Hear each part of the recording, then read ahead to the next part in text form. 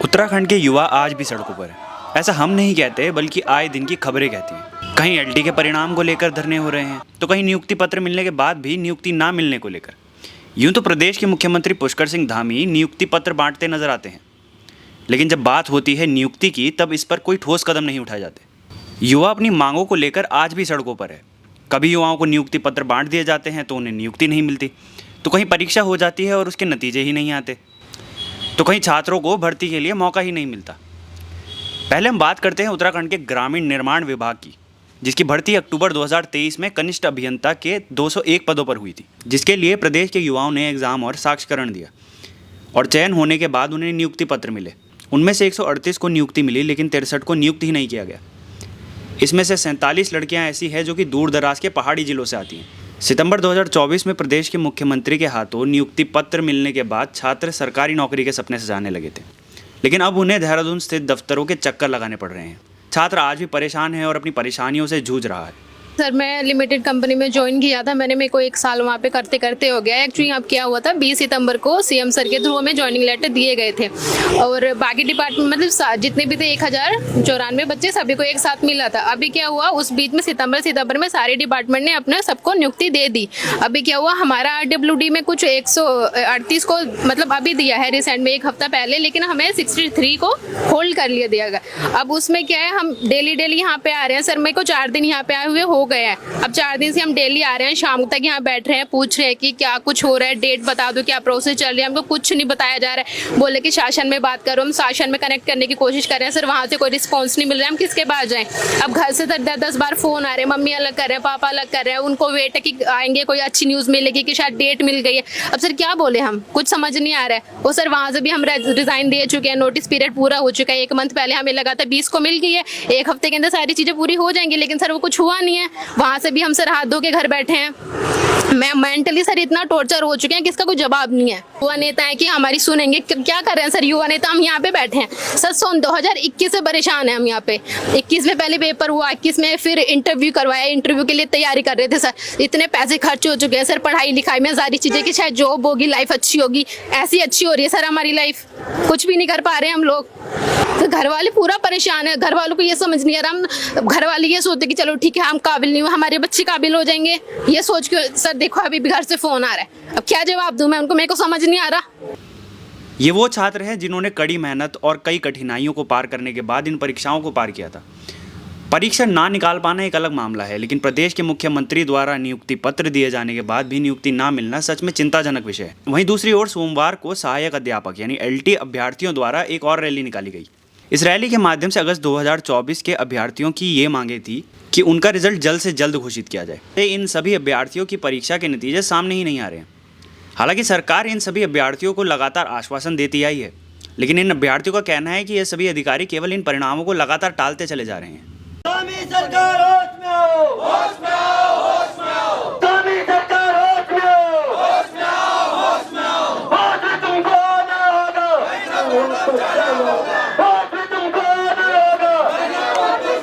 होगा। गलती परिणाम जारी करो, जारी करो, जारी करो। रिजल्ट खोला जाए और इसमें जो गेस्ट वालों ने जबरन जो है इसको कोर्ट में लेके गए, जिसका कि कोई औचित्य ही नहीं बनता है। वो हर साल 1.5 नंबर का वेटेज, 2 नंबर का वेटेज मांग रहे हैं, जिससे कि मेरिट में बहुत असर आ जाएगा और जो नए बच्चे तैयारी कर रहे हैं उनका बहुत नुकसान हो जाएगा इसमें। और जैसे कि स्पेशली इसमें पेंटिंग वाले जो बच्चे थे, जिनका कि पिछली भर्ती में भी कुछ इसी तरह से कोर्ट में लंबित रहा मामला, और उन बच्चों को उसी वाले बैच में ज्वाइनिंग नहीं मिल पाई। और ये फिर से हमारा 4 साल से दोबारा से हमें यही चीज़ देखने को मिल रही है, कोर्ट वाली चीज़ें देखने को मिल रही हैं। तो इस वजह से हम लोग जो है यहाँ पे आज बहुत मजबूर होकर के जो है इस तरह से जो है बेरोजगार जो है हम लोग सड़कों पे उतरने को मजबूर हो रहे हैं। सर, मांगे तो देखिए सुनी जानी चाहिए। हम कोई अलग से मांग नहीं कर रहे हैं। हमने जो एग्ज़ाम दिया है, इतनी मेहनत करके हम मार्क्स लेके आ रहे हैं, हम उसका सिर्फ रिजल्ट मांग कर रहे हैं कि रिजल्ट खोला जाए जल्दी से जल्दी। और जो गेस्ट टीचर्स जो है बेवजह के जो मार्क्स मांग रहे हैं, जिसका कोई नियमावली में कोई उल्लेख नहीं है, कहीं कोई ऐसा रूल नहीं है कि उन्हें दिया जाए वेटेज, तो वो एग्ज़ाम होने के बाद उस चीज़ पे जा रहे हैं, तो वो चीज़ गलत है। पेपर देने के बाद 4 साल बाद भी हमें यही सारी चीज़ें देखने को मिल रही है, तो सर ये सरकार की भी नाकामी है और पूरे प्रदेश की भी नाकामी है कि हम बेरोज़गार जो है इतनी मेहनत करने के बाद भी यही हमें करना पड़ रहा है, ये रैली करनी पड़ रही है। ये धरना प्रदर्शन केवल इस इकलौती परीक्षा पर आकर नहीं रुकता। सोमवार के दिन ही एक और आंदोलन का आगाज हुआ, जहां आरक्षी पद पर नियुक्ति को लेकर करीब 160 युवा वन महकमे में फाइलों की सुस्त रफ्तार का हर्जाना भुगत रहे हैं। यह मामला वन आरक्षी परीक्षा 2022 में तैनाती से जुड़ा हुआ है।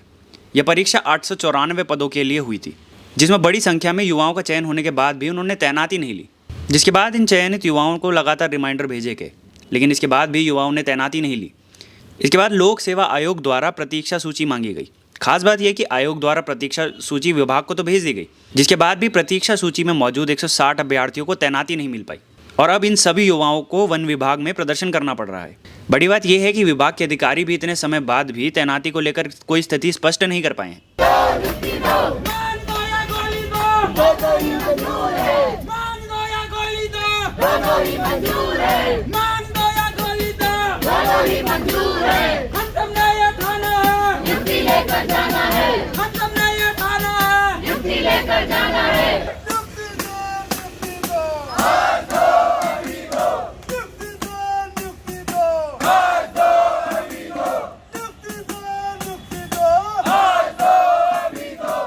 और वहीं अगर हम बात करें कांस्टेबल भर्ती की आयु सीमा बढ़ाने की मांग को लेकर, यहाँ भी अभ्यर्थी लंबे समय तक सड़कों पर आंदोलन करना पड़ा था और अब ये सभी अभ्यर्थी माननीय उच्च न्यायालय की शरण में जा चुके हैं, जहाँ फिलहाल सुनवाई अभी जारी है। छात्रों का कहना है कि देश के अन्य राज्यों में कांस्टेबल भर्ती की आयु सीमा उत्तराखंड की आयु सीमा से ज़्यादा है। बात की जाए हिमाचल प्रदेश की तो वहाँ आयु सीमा 26 साल है, तो वहीं यूपी में आयु सीमा 25 साल है। बात करें उत्तराखंड की तो भर्ती की आयु सीमा मात्र 22 साल है।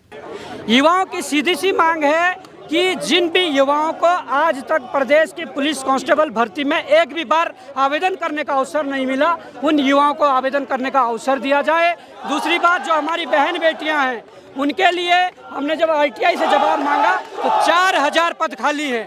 तो 4000 पदों में से मैं चाहता हूं कि इन 2000 पदों के साथ बहन बेटियों के लिए भी 300-400-500 पद निकाले जाएं, जिससे कि भाजपा सरकार का जो एक नारा है कि बेटी बचाओ बेटी पढ़ाओ, जिससे वो नारा भी बना रहे हैं। तब जाकर मैं चाहता हूं कि इस मांग से ना तो प्रदेश सरकार पर कोई वित्तीय भार पड़ रहा है और न कोई ऐसा नुकसान हो रहा है। सरकार अगर इन युवाओं की बात मानती है, इनके साथ न्याय करती है, तो ये युवा सदियों सदियों तक याद रखेंगे और ये युवा कहीं ना कहीं जो इनके घृणा है सरकार के प्रति, वो कहीं ना कहीं न्यूट्रल टाइप में एक आ जाएगी।